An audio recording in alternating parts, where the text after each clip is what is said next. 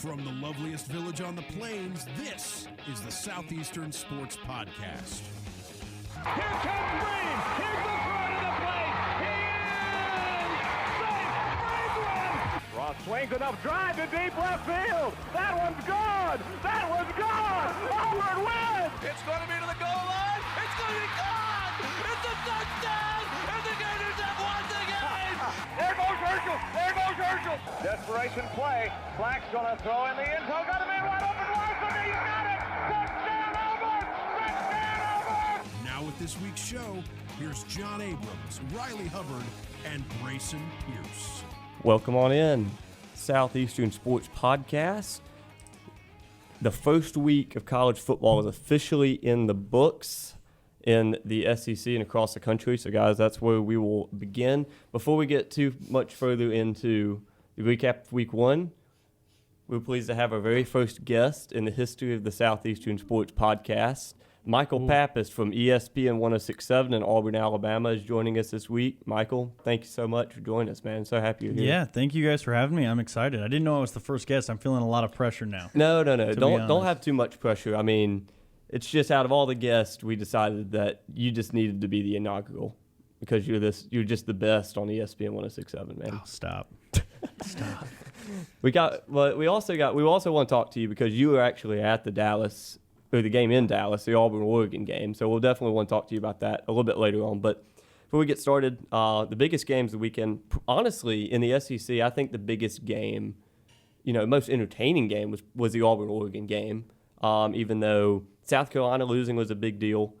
Some people read into Bama not really running away with Duke in the first half is a big deal. I personally didn't. Tennessee losing, obviously, is laughable, I guess you could say. Missouri losing, I didn't really expect either at Wyoming. And also some good matchups to preview. And can I just say, for all the people that clown me for saying Tennessee would go 3-9, come on now. It might be worse than 3-9 now. Yeah, and I could see 2-10, honestly. Missouri better think they're lucky stars that Georgia State won because they're not getting any flack for losing to Wyoming. The GOAT of the first week. Yeah. Anyway, we'll go ahead and start with the best game. That was the Auburn-Oregon game in Dallas. Most of the news lines was Justin Herbert versus the true freshman Bo Nix. Brayson, I'll start with you. Just basic takeaways from the game. Yeah, I thought Bo Nix looked like he really improved after halftime. He had 0 touchdowns to 2 interceptions to, you know what I mean. He had 0 touchdowns and 2 picks in the first half, 2 touchdowns, 0 picks in the second half. Better completion percentage, looked very mature and good decision-making, especially on the last drive. I thought it was a good overall game for Auburn, and I thought they really looked like they improved as the game went on. Okay. John, what do you think of the game? I thought Bo Nix did well. In the first half, he, didn't look great. But in the second half, he really turned things around. I heard an interview with Pat Nix and said that he'd been preparing Bo for high-pressure situations his whole life. And I think it really paid off in the second half there. Yeah, the thing that I noticed was that Bo Nix's stat sheet was not at all super impressive. 13 of 31. I mean, it wasn't mind-blowing. But the thing is, second half, when it really mattered, to turn it on the fourth quarter. I think the second half stats are more telling, though, than any other. Michael, what was that feel like since you were at the stadium? What did you kind of sense was going on in the fourth quarter when the Auburn offense kind of turned it on? And personally, I thought that the defense didn't play great in the first half, but kept the team in it, and they were huge in the second half. I thought this game was pretty much what everyone expected going in from Auburn. If they didn't put too much on Bo Nix, we thought he would thrive. And in the first half, they put too much on Bo Nix. They did not call a running play after about 8.5 minutes left in the second quarter in the first half. And we saw the offensive line struggle when the defensive line of Oregon was able to just pin their ears back and go after Bo when he was dropping back to pass every play. In the second quarter, or in the second half, we saw Auburn get back to its roots, that power running game. Boobie Whitlow, I thought, had his best collegiate game. A lot of people would argue the Music City Bowl stats probably a little better in that game, but in this game, you saw many more things you want to see from a feature running back. You saw the patience, the breaking tackles, the leadership of the team. He was dog-tired there at the end and still putting the team on his back. And the defense, after Oregon's second or third drive of the game. So Oregon's second touchdown was on their third drive.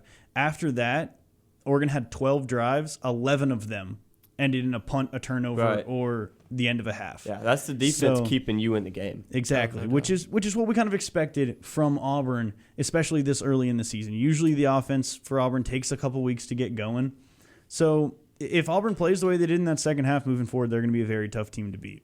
Sure, and I mean, a lot of time in the first half, people were already saying, "Oh, this is going to be a bad season for Auburn. Auburn's looking bad against a Pac-12 team." But like Michael said, I mean, the defense really kept them in the game, pinned their ears back, and Auburn kind of figured out how to not put too much on Bo Nix in that second half. Personally, I didn't ever think about it being Jatavius Whitlow's best game by any means. But I mean, I get what you're saying. He had a great game, and I mean, I kind of liked the way that the workload was shifted between Whitlow and Shivers. You know, I'm a big fan of Sean Shivers. I didn't feel like I saw him as much as I wanted to last year, but I mean, he got a pretty decent amount of playing time in the last game, would you say? He got 4 touches. He got 4 touches. Cam Martin got 4 touches. I mean, this was really not what we or anyone expected from Auburn going in.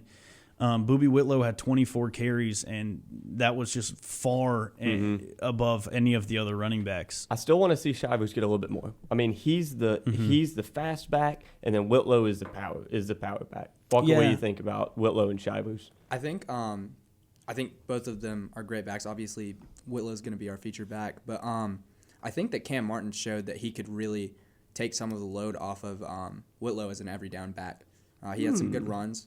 When the line blocked well for him, he had a couple 8-yarders, I believe, and a couple shorter runs. So I think he can really take some of the workload off of Whitlow. Do you want to see 3 backs? I would not be opposed because I don't think Shivers has the patience to be an every down back yet.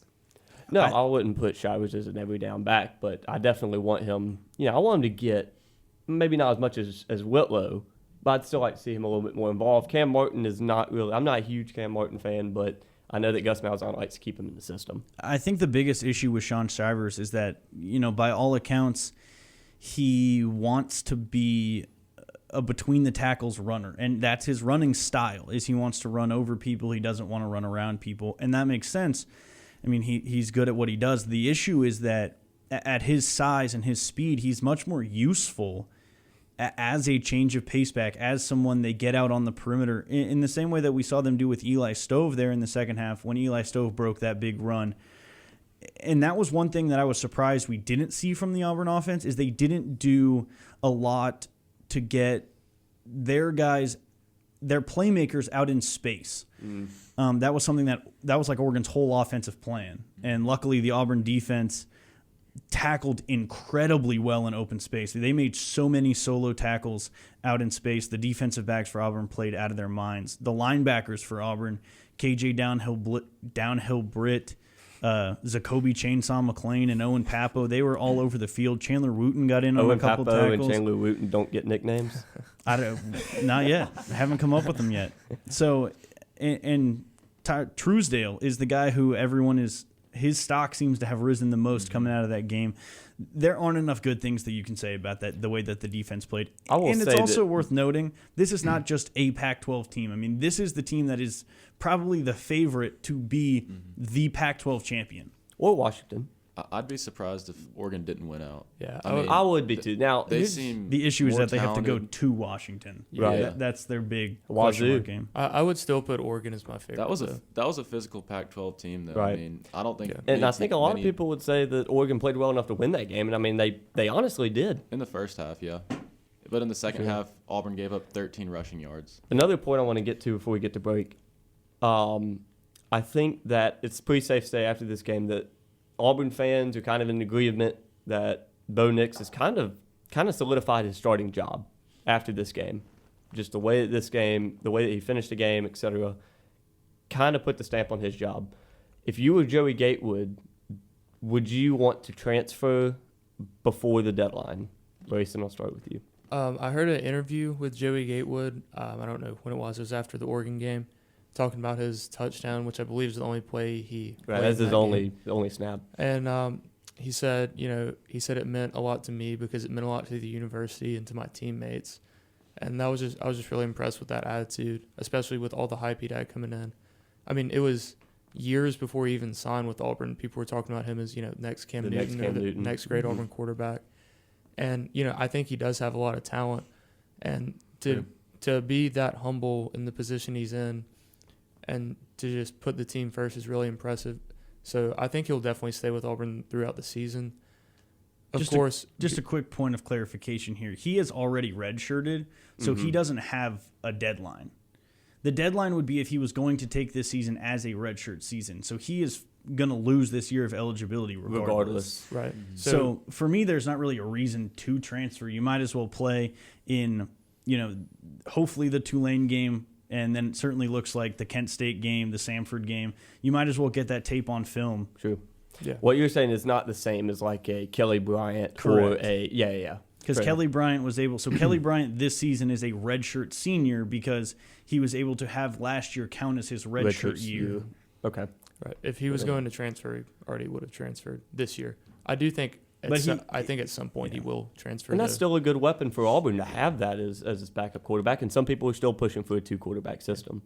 I'm not a big fan of a 2-quarterback system. Well, I'm not either. I'm just saying. Well, I think Malzahn obviously plans to use him in certain packages because if he didn't, then he wouldn't have gotten in on the goal line. He would have just put Malik Miller, some big back in there to punch it in. Then the Wildcat. It'd be. I think it would be great to see some sort of like the 18-wheeler package that Texas used to run with swoops, where you got, Joey Gatewood, Malik Miller, Spencer Hammer Nye. I mean, any of these guys who just get all your big boys in there and get in the end zone. That's kind of the idea there. And as far as 2-quarterback systems, it has shown that they do work, but there has to be a clear number one. And as far as it's Nick's. As far as Nick solidifying his starting job, I don't think that was ever really in question. From the majority of Gus's statements, he was going to pick a guy, and that was going to be the guy. And so I know there were people that were clamoring for Gatewood and stuff, but you know how fans are, though. If feel you have one bad game, people start calling for the quarterback's job. I didn't even think he really had a bad first half. The second interception he threw, I think I don't think Sal Cannella ever saw the ball, because you saw the defensive back stop and go play the ball, and Sal reacted to the defensive back. He didn't try to go play the ball, and the first interception's on him. Bad throw, probably a bad decision. Whatever. He's a freshman. He's going to make some bad decisions. And then he was running for his life in the second half of the second quarter. He evaded 5 sacks. That is very impressive. And eventually, if he can complete passes at the end of those, people are going to be ecstatic. Right. So just kind of got to bear with him here. I think that first half he got some undue criticism. And as far as play calling goes, this is Gus's first time calling plays in years. And so, he's going to be rusty also. And he said as much after the game. He said there were a lot of play calls that he wanted back. Right. He mentioned the 1st and goal from the 3 where they lost a yard. He mentioned that and was like, I regret that play. That was on me. That was a bad play call. And I think that was great for Auburn fans to hear. I mean, I know that was nice for me to hear. Because it shows that Gus has the awareness to be like, that one was on me. I'm gonna do better. Yep. And that's great. I anticipate a lot of improvement from week 1 to week 2. They should come out and throttle Tulane. You would hope, right? Tulane is an AAC team. They aren't bad. They won 5 of their last 6 games last season. So Auburn's prepping for this like it's a big opponent, and I think that they should. Well, I hope that you enjoyed the game at Jerry World. I mean, it seemed like it was a very entertaining game. It seemed like a fun game to be in attendance for, too. So hope that you enjoyed going back home, pretty much. Got to see my parents. Awesome. Going back home to go enjoy that game. Yep. Well, when we come back, we'll recap some of the other interesting games, including Tennessee losing to Georgia State. Also, South Carolina was an interesting game as well. We'll get into that as well as preview some of the upcoming matchup when we come back. Be sure to follow us on Twitter and Instagram at SE Sports Podcast. Now, here's more of the show. Welcome back in. Southeastern Sports Podcast, talking about week 1 of the college football season, also previewing some of week 2. Again, we're joined by the couch potato himself, Michael Pappas. Michael, again, thank you so much for being on with us this week. Going to talk a little bit about some of the other games. We kind of talked about the marquee SEC matchup week 1, the Auburn-Oregon game, in the last segment. this segment, I want to get y'all's thoughts on the South Carolina game. South Carolina, North Carolina in the Panther Stadium. I mean, I thought it was kind of interesting, but from afar it was like North Carolina went 2-9 last year.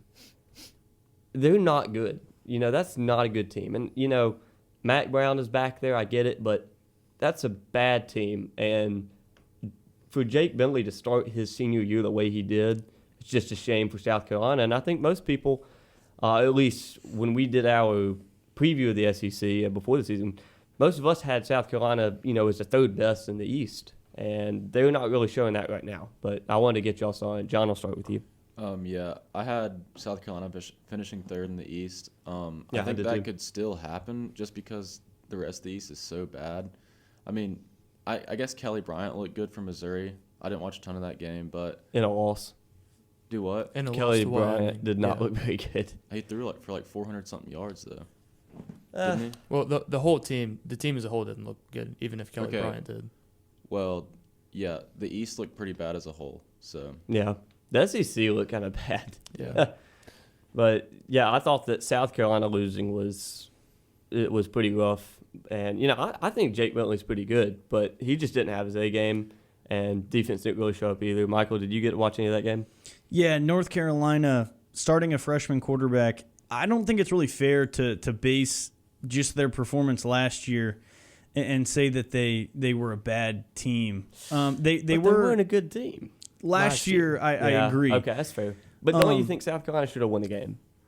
Yes. Okay. That was a must-win game for a South Carolina team that has an incredibly difficult schedule. Mm-hmm. North Carolina with a new coach, a new quarterback, a true freshman quarterback, and to go to a neutral site with South Carolina had to win that game. I mean, A, to start their season on a positive note, B, because they're about to welcome to town Alabama. They're about to have to, they have to play such a tough schedule that this was a game that they needed to win, if for no other reason than to gain confidence. Right. And now that confidence is just shot. Yeah, it's going to be brutal for them having the mental toll of having teams come in week after week and just beat the tar out of you is going to be brutal. There's nothing else to really say about it. And then What can Muschamp do? just to add insult to injury, Jake Bentley gets hurt. Right. He's going to be out for the foreseeable future. So now they're going to be starting a true freshman also. And, the schedule just gets more difficult. And this is not good. This is not good. This is Will Muschamp's last season. Hot take over here. He needed this win just to get another W in that win column. And South Carolina might be the third best team in the East. They're not going to finish third in the East. Even if they had won this game, it doesn't matter for SEC standings or anything because it's an out-of-conference game. But they just, due to the difficulty of their SEC schedule, Not gonna there's happen. just no way. Walker, do you think it's crash and burn time in Columbia? Yeah, I was just about to say we are quickly headed towards Will Muschamp's last season. I don't know if it'll be this season or the next, but I think the patience has run out in Columbia. Mm-hmm. And he's been there for, 4 or 5 years? This is his fourth And season. He's recruited well, which begs the question. Yeah, what why the aren't heck are they you winning? doing with your Right. talent? Yeah. So, And he's supposed to be a defensive coach. And if you're not going to, yeah. And Mac Brown's a great coach. Nothing against 100%. nothing against that, but But his kids aren't there yet. He's just whatever he inherited from Fedora, which is honestly, the talent's not terrible at North Carolina. yeah, I was going to say Larry Fedora is another great coach. I don't know what happened last year. Maybe Mitchell Trubisky was just better than we all thought he was in college, even though he only played for a season. This was an indictment on the coaching staff at South Carolina. I mean, them not being ready to go out there and win that game. I don't know if they looked past them to some of these tougher games or what. Or they couldn't game plan for Mac Brown, who's been out of coaching for 7 Could years be a or part of something. it. But this was bad. This was very, very bad. And speaking of coaching staffs that are on the edge, last season kind of looked like it was a turn in the right direction for Tennessee, especially after beating Auburn. If you go talk to a Tennessee fan about their year last year, all they're going to mention is the fact that they went to Jordan-Hare and beat Auburn. Might be a turn in the wrong direction after last week, losing to Georgia State at home.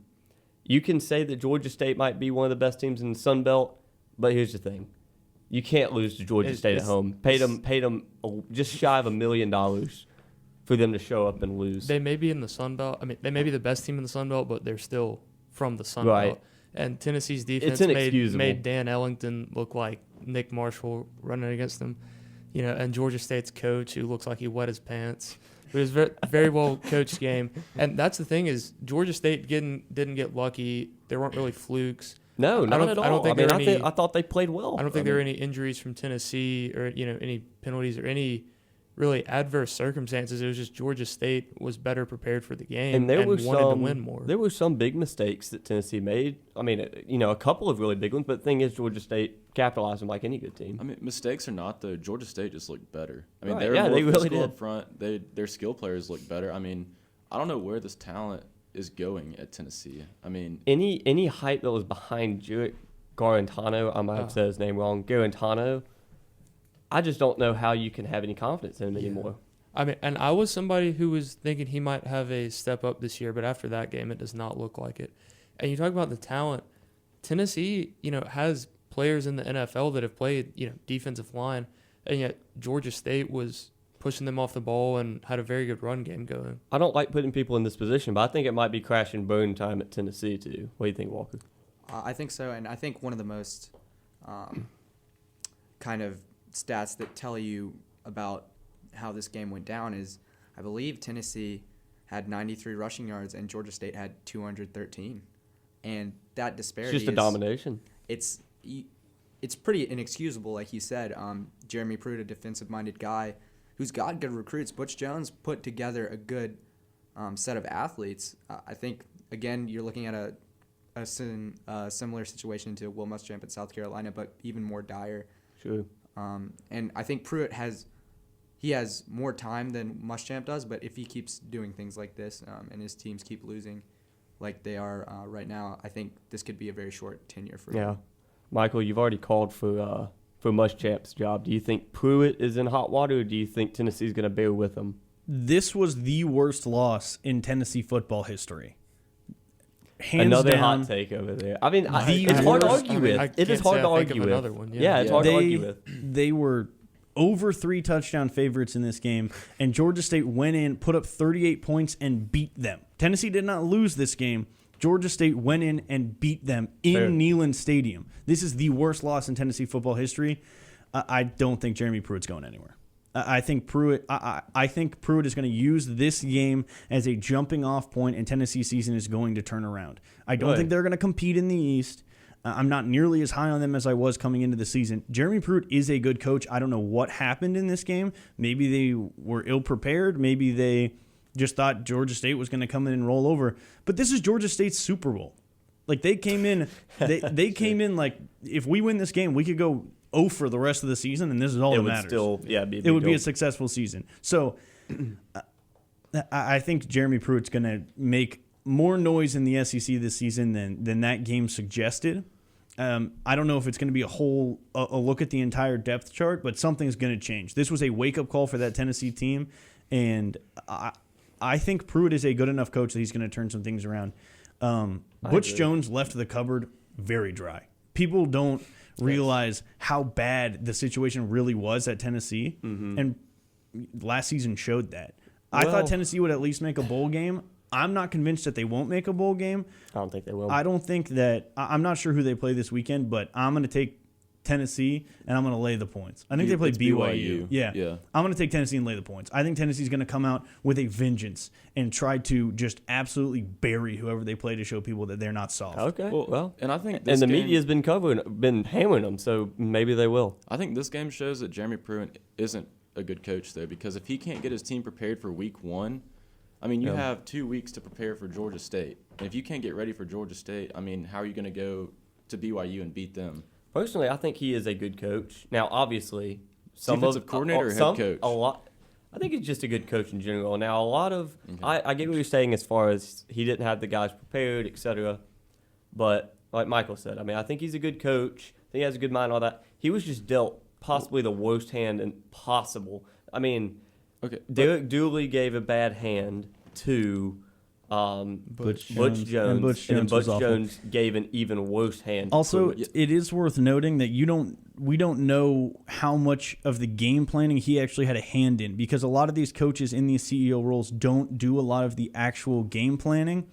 I know that Pruitt last season, just from the Auburn game, he had a huge hand in the defense. And so maybe this season with the new offensive coordinator, the offense did put up 31 points. I know it's Georgia State. You want more points than that, but this is their first game in that new offense, and they put up 31 points. We've seen offenses do a lot worse. True. We saw offenses do a lot worse They also against played bad Georgia teams. State's defense, though. And I think you have to look at like on this. Yeah, but I mean, go look at what Mississippi State did against UL Lafayette. I mean, right. there were Played well.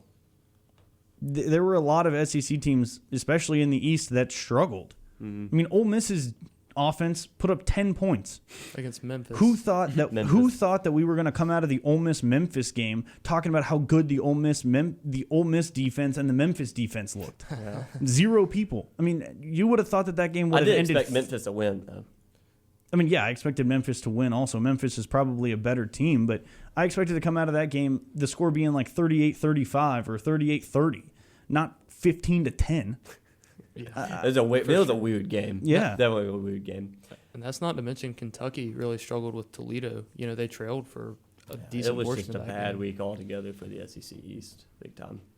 Well, And it wasn't even just the SEC that struggled. Iowa State should be competing for the Big 12 this season, and they had to go to triple overtime to beat Northern Iowa. ooh, that was a weird game. Who I honestly didn't know had a Division I football program. I've heard of them in March Madness, but never knew that their football program was Division I. But the more you know. Or was good enough to Oh, certainly possibly not. beat Iowa State. Yeah.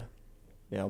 Well, enjoyed recapping week one, which was kind of a sour note for a lot of SEC teams, especially in the East. But we come back, we'll start previewing some of the good matchups coming up this weekend. This is the Southeastern Sports Podcast. Now more of the Southeastern Sports Podcast with John, Riley, and Brayson. Welcome back in, Southeastern Sports Podcast. We're going to be talking about week 2 of the college football season. We're joined with Michael Pappas from ESPN 106.7 this week. Very excited to have him on with his insight. And also the inside of Walker, John, and Brayson, as usual as well. So we've already recapped week 1, but week 2, there's 2 games that really are going to be in the spotlight. I want to hit each of them, very quickly here. A&M and Clemson is the 2:30 game on ABC. And this was a game that we saw last year in A&M. It was a very entertaining game. It was a good game. It was one of those games where, it got A&M fans thinking, hey, if we can compete with Clemson, we can compete with anybody. Now this year, there's a good bit of talk. Now, I think most people expect Clemson to win, myself included. But how close do you guys think this game is in Clemson, Brayson? I don't think it'll be a blowout, but I don't think it'll be as close as it would have been had Texas A&M's one of their starting offensive linemen said there will be an upset this week in Death Valley.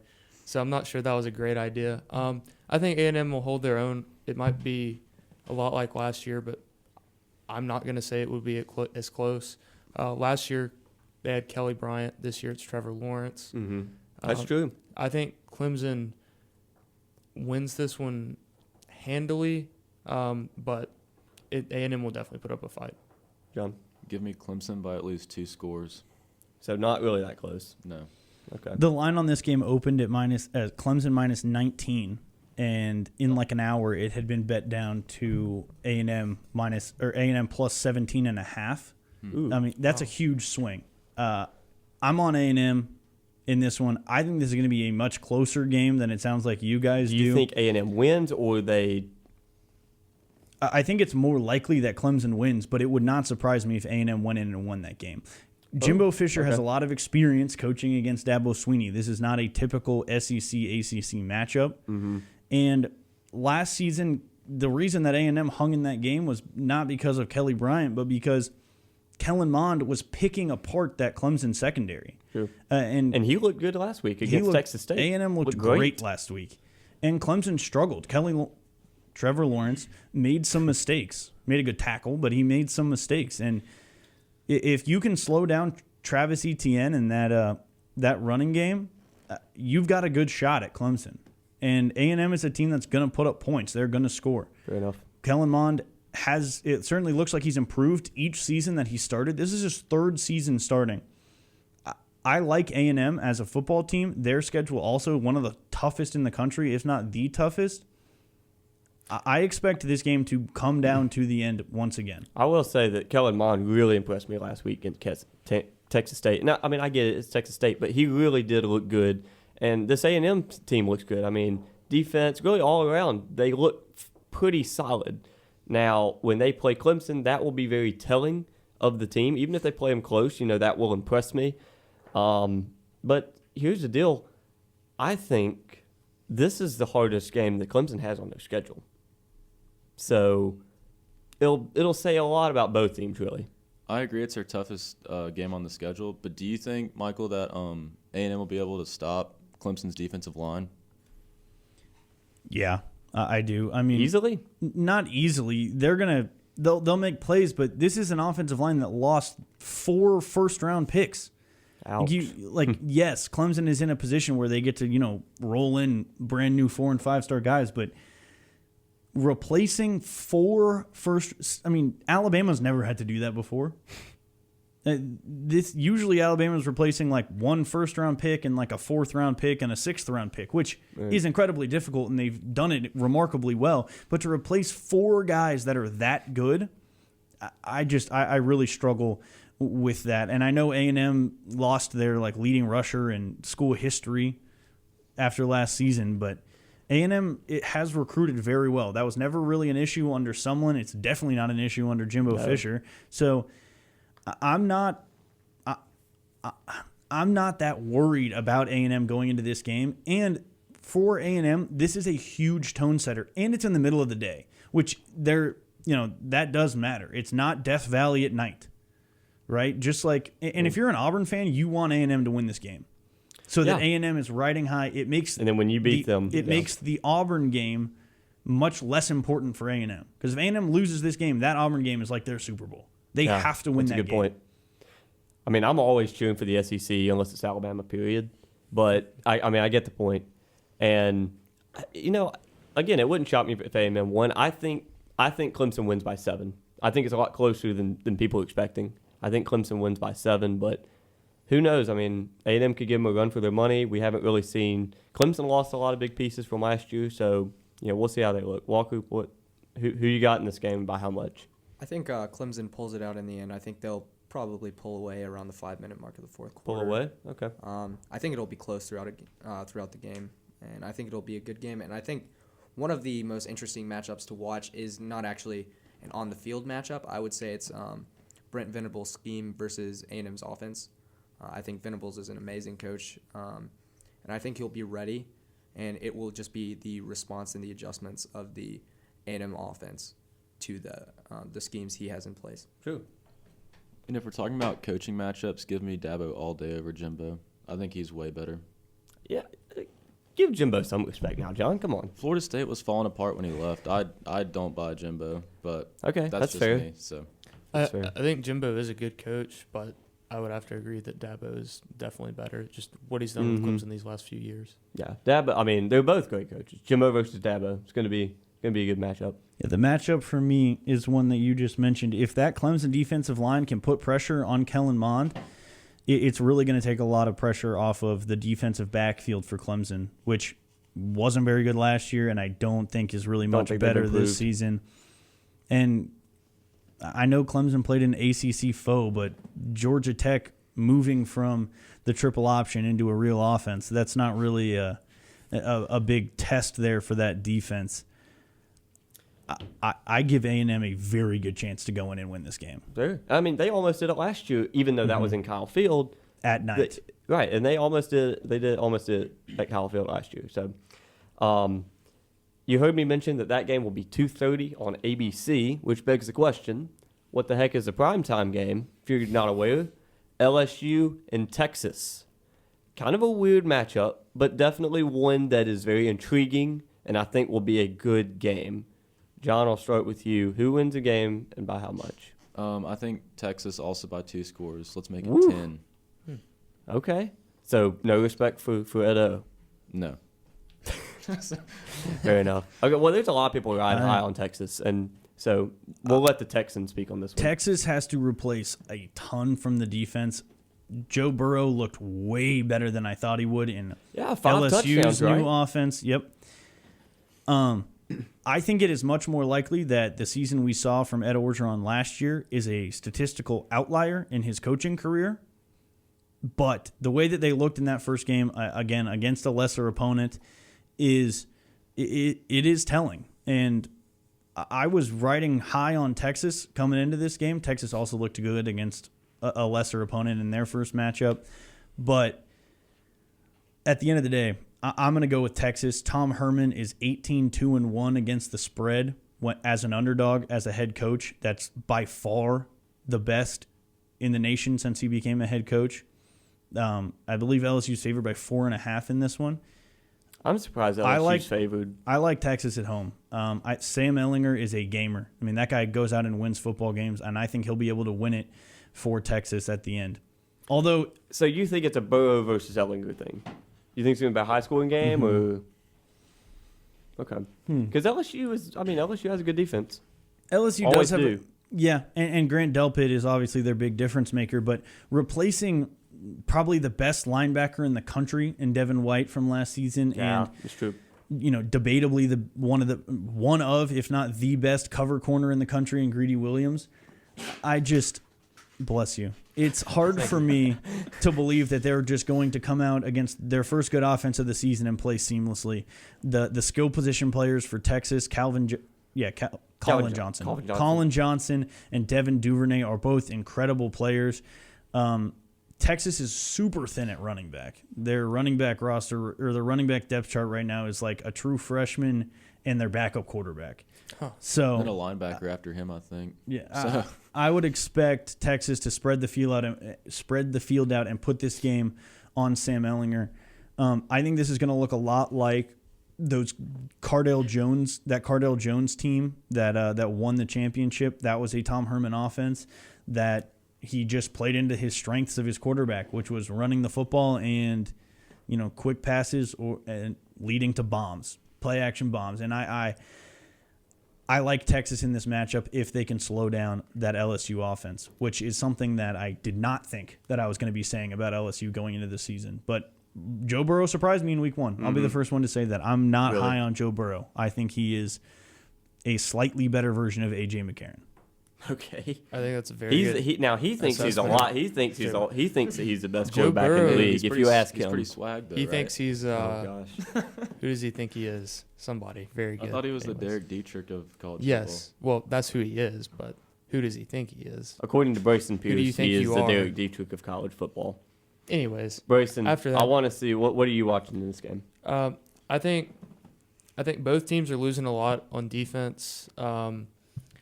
Both teams lose their running back. I think ultimately it comes down to quarterback and coaching, and I think Texas definitely has the edge there. Sam Ehlinger has just shown more to me than Joe Burrow. Joe Burrow played well last week, but that's against a much lesser opponent. 5 touchdowns though.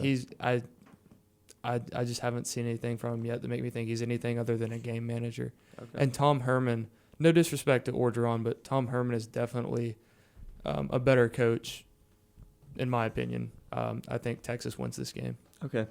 And I get it. I think Texas will look really good, and I think they're a great team, but I have too much SEC bias to pick them.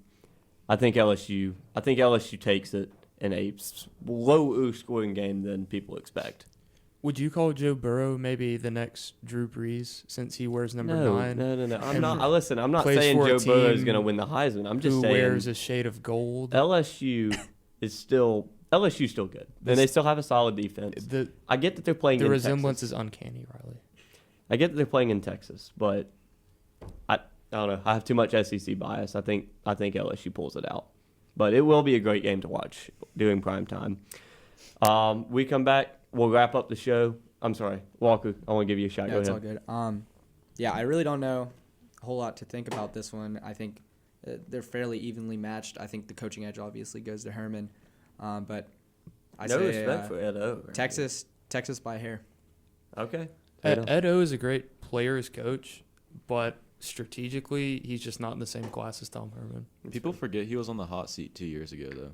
Oh, yeah, he was. Before Big the time. season last season, everyone was talking about He had the hottest seat in the SEC. Yeah, whether it was going to be his last season. And then they come out and they had a great season last year, but And now all of a sudden he's safe. I think it's a lot like not necessarily how, he's safe, but everyone's like, oh, 10-win team, 9-win team, 10-win Yeah. team. They're in the championship conversation. And it's like, I wouldn't say maybe maybe they the are. championship conversation. I mean, I've they're- heard some I mean, people They're say the that. sixth ranked team in Yeah. the They're country. I almost think top they five. have to be in the So, like, championship conversation I don't know. right now.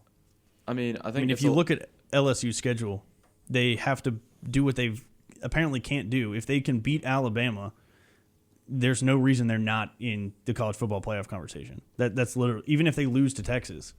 Play Alabama in Alabama, right? Yes. I don't see that happening. You know, Saban loses at home more than he loses on the road. People forget that. Johnny went in and beat them. Auburn typically doesn't go in and beat them, but Auburn is like honestly, 2010. the Alabama students don't care. They just assume they're going to win every game. Yep. So, It's a factor.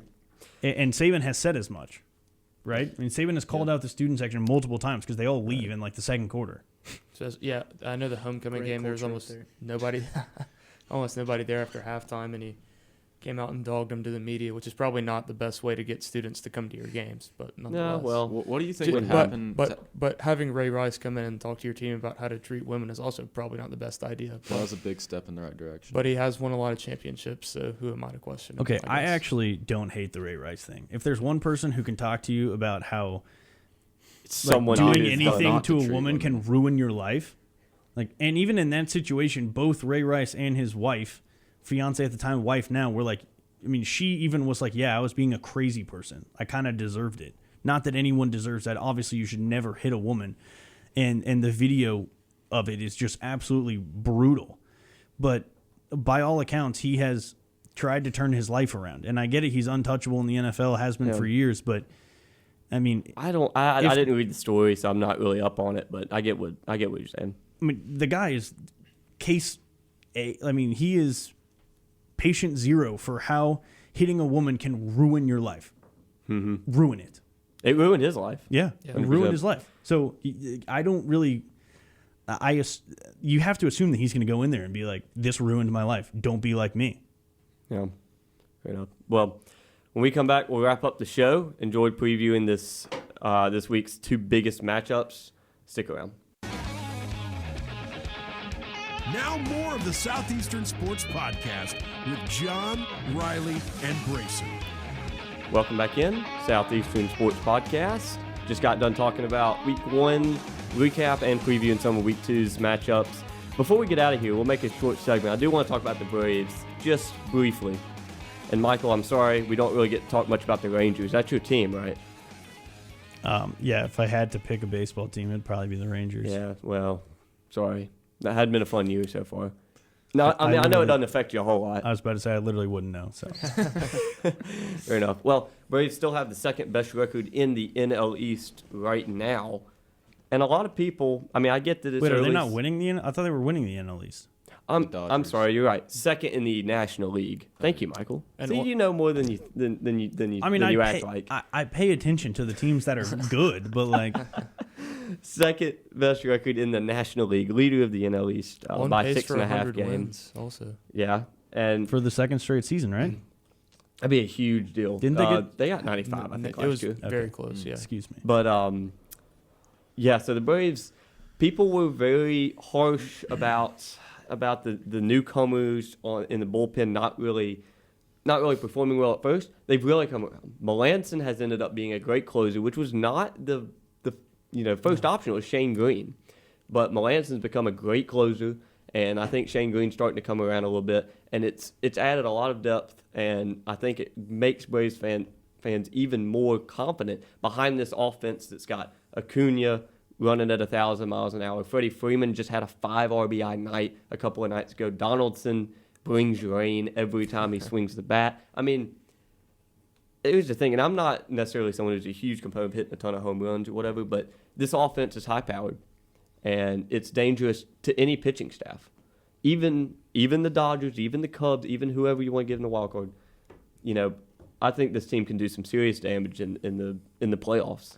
And I get the Dodgers. Everybody acts like the Dodgers is the one hurdle the Braves have to get by in order to win a World Series, but this team looks good. And when the Dodgers came to, I was just about to say Turner Field. When the Dodgers came to SunTrust Park, took 2 out of 3 from them. Looked pretty good. I get the Braves won that series, but I still think the Dodgers are the one hurdle they have to Sure, get they might over. be, but anything can happen in the playoffs. Oh, I no. think- I'm not saying they can't beat them, but I'm just saying that's going to be tough. Fair enough. I think the Dodgers are a better team, but I no longer think the Braves are in a lower tier than the Dodgers. I think they're the same tier of team. I do think the Dodgers are a little bit more talented this season. But I think the Braves really have a chance to go all the way. I'm not predicting that they will, but I'm with you though. I mean, they have the pieces in place. Yeah, and not, the but Dodgers you are are. cursed, right? And they can't Yeah. win a World Series. yeah, They'll make it, but they'll lose it. So yeah. Do you think they'll go to the World Series and lose? I don't know. I mean, if the Braves don't beat them, yeah. You guys worried about the Mets at all? I mean, weren't they on No, fire? I'm not I'm worried not- about the I'm Mets. not worried Okay. about Now they did win 10 games in a row, and then they win 8 games in a row. But they were so far back. They also blew They're like 15 games back. They also blew about a 10-run lead last night. Yeah. In the Now ninth they inning. were hot there for a little while. And They Hall looked of Famer good, Pete but Alonso. future Hall of Famer if you ask Yeah. ESPN. They'd Yeah, put him but in the Hall of Fame right now if they could. fair But enough. I'm more worried about the Nationals, I would say. Nationals are 6.5 back. I think the Braves won this division. In fact, mathematically, they're close. I just Yeah. mean as a competitor. It's 18 is the elimination number right now. So are the Mets going to get that second wild card spot? I mean, no. Could the NL They League? are 5 games back, so they could. They It's could. feasible, but they're just not as hot as they were in early August. This is the extent of my baseball knowledge. I mean, the Mets were on. They made a move at the They were deadline. on fire. You were People right. thought they were going to They got call it a Marcus season, and they Stroman wouldn't got for, Mark. Yeah. Yeah. for no reason. Well, No, they're trying to make a seemingly put. They no were on reason. fire, so they were trying to like go for it. Okay, Why That was not? kind of weird. I think it was a good move. A lot of people criticized it at the time, at least for this season. I think it was a good move. I don't think they gave up a ton, especially relative to how good Stroman is. I think I could see him getting in the wild card spot, but I don't see him making a ton of noise. A lot in the of time. I'm playoffs. glad you mentioned the wild card spot because a lot of times in September, Pittsburgh. it's kind of Pirates. like Josh a Bell lot. went to one of my rival high schools, really. That's yep. that's cool. the pride of the Pirates. and I didn't know that he wasn't white until he made the MLB. Yeah. I thought the same thing about Bubba Thompson, quarterback from McGill Tool. Yeah. You think Until you played him. Catholic high school in South Alabama, and his name's Bubba, and he plays quarterback, and he's a pitcher in baseball.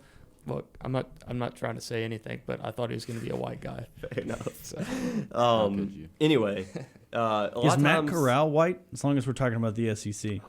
I was watching that game and I couldn't figure it out. You I know- texted one of my old Miss friends and she said he's from California, and I was like, "That's not helpful." I want to say yes. Is he white, black, He's or on the from line, but California? I'm gonna say yes. Maybe he's Hispanic. I don't like. Maybe. I truly was watching and I was like, I got nothing here. We'll look it up after. He's very ambiguous. Anyway, a lot of times in mid-September, the MLB wildcard spots and playoff spots are kind of already decided.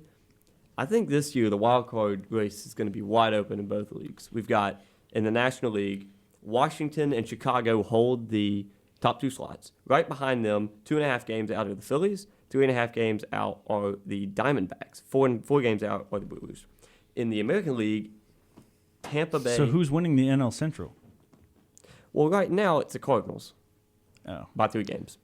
are the In the- Cardinals still like the most boring team ever? And then they just like I win. think they're just a balanced team. Remember when they had There's- Albert Pujols? Yeah. You know that guy He's- still plays. Yeah, he plays with the Angels. He does. He's He- just He's Yeah. got a It great ruined his career. career. He just no, it didn't. Are you kidding me? when he went to the Angels. No. Absolutely. I mean, no one, he hasn't no been as one good, pays but- attention to him. He gets paid a Brinks truck of money, and literally the only time anyone hears about him is when he sets a new Record. career milestone. Yeah, he's already hit 600 career Yeah. homers. We'll hear about it again. He'll get to 650 in next season, and everyone will be like, "Oh man, that guy still plays baseball." He's a Hall of Famer, no doubt. But his Cardinals career is what made him who he is. Oh, yeah. No doubt. Slowest sprint speed in baseball right now, I think. Anyway, But that's okay. well, I'll finish my point here. In the American League wildcard is the Rays, Oakland, and Cleveland are tied for the second spot. Boston's 5.5 back. So we'll go each. give me the two teams that you think will be in the wild card game, Brayson. I'm going to go with, I'll say Oakland and Cleveland will be in the wild card game. Okay. I think Cleveland has a lot of power in their lineup, and as well as Well, out good on the NL rotation. side. NL, I think you see the Nationals and I see the Nationals making it too. Rendon's been good. possibly the Mets or maybe the Cubs or the Cardinals, whoever ends up not winning the NL Central. Okay, yeah, right now it's the Cubs. John. I don't know much about the wild card race, but give me the Cubs and the Nationals. That's who it is now. I think that's who it's going to be as well. I'm going with the Cubs and the Mets. You think the Mets are going to make up that 5-game deficit? You really a believer in the Mets? Well, they Michael? don't have to make up the 5-game deficit. They just have to do better than what the 4 teams ahead of them, right? Yeah. Okay. Well, hey, if you're a believer in the Mets, The games back thing I think is very misleading because it's like if they win and the other team loses, don't they pick up like 2 games? And how are they half a game back? let's put it this way. What do you mean? They hate Oh, you because they hated Pete Alonso first. What? What? I said they hate you because they hate Pete Alonso first. Nobody hates Pete Alonso. I think everybody loves him. Pete Alonso has 1,000 home runs. Okay. No one likes he Pete Alonso. literally has 1,000.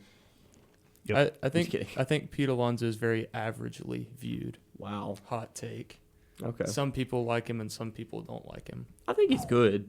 I mean, I don't think he's Okay. like the next best thing, but I think he's. I think Does he's he a great ever player. hit singles? Does anyone hit singles anymore? And not since they juiced the balls. And that's the thing. Pete Alonso's average is not spectacular. He just when Yeah, he but hits Bryce home runs, Harper- he crushes them. Yeah. Bryce Harper gets paid $800 billion to strike out or Oh, yeah. hit home runs. Don't get me started, Michael. The Nationals are better off without Bryce Harper. for Yeah, sure. you're right. They actually did. Might have gotten better. Like no, I really do. Good. I believe they did. I want to mention one more thing. The Matt Corral thing reminded me of it. I always just assumed everybody knew Tony Barbie, former Auburn basketball coach. Hate to bring it up, was black, but my dad thought he was white until 2 years ago. So I want to know: did y'all know that Tony Barbie was black? Yes. Yeah. Yeah. Yeah. Okay. Cool. Thank you. What a great point. Can to I end put the in podcast. my prediction for the what was it, the NL East? Yes, go for it. I'm not a big baseball guy, but I think The wild card. yeah, I think you've got the New Orleans Saints and the Utah Jazz. So, If that comes true, man, that would just be incredible. You heard it here first, folks. Anyway, Michael, once again, really appreciate you, taking time to join us today. Yeah, thank you guys for having me. I've had fun. How can people listen to you on 106.7 and also follow you on Twitter? I co-host After the Game with Dan Peck, live from Skybar after every Auburn football game. And I'm on the SEC Report from 7 to 9 p.m. on ESPN 106.7, ESPNAU.com, and the ESPN 106.7 app. Perfect plug. What's your Follow Twitter? me on Twitter at CouchPaptato. I'm also on the Locked on Auburn podcast a lot. So Good. listen to that. Subscribe. Thanks, guys. This has been the Southeastern Sports Podcast with John Abrams, Riley Hubbard, and Grayson Pierce. Be sure to subscribe to us on Apple Podcasts, Spotify, and